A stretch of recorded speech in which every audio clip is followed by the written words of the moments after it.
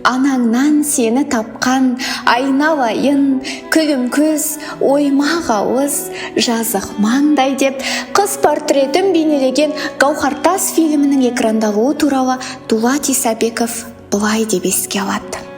Алматыда оқып жүргенімде әскерге алды. Бір күні Маяк радиосында Бибігүл Төлегенова Гауһартасты шырқап жатыр екен. Сол сәтте көзімнен жас сорғалап кетті. Өзім орманның арасында тұрмын. Үйге деген сағынышым тағы бар. Қай орыс екен Бибігүлді тыңдап бара жатқан деп ойладым. Алматыда қанша тыңдағаныммен, сол жерде тыңдағаным ерекше. Не деген сұлулық, сөзі мен әні қандай қабысып тұр. Осы жайында осымен неге ештеңе жазбаймын деп ойладым. Әсемдік пен нәзіктікті түсінбеу, адам жанын түсінбеу ғой. Соған жиынтық образ етіп ыбышталдым. Ал сұлулықтың есімі бірден ойыма келе қалды. Салтанат болу керек дедім.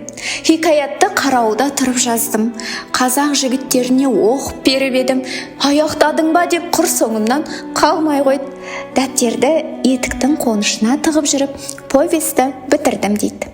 Осылайша Дулат Исабеков әскерден оралған соң повесті машинкаға басып, Жұлдыз журналына апарып береді. Бас редактор Сырбай Мәуленовтың риза болғандағысы шығар.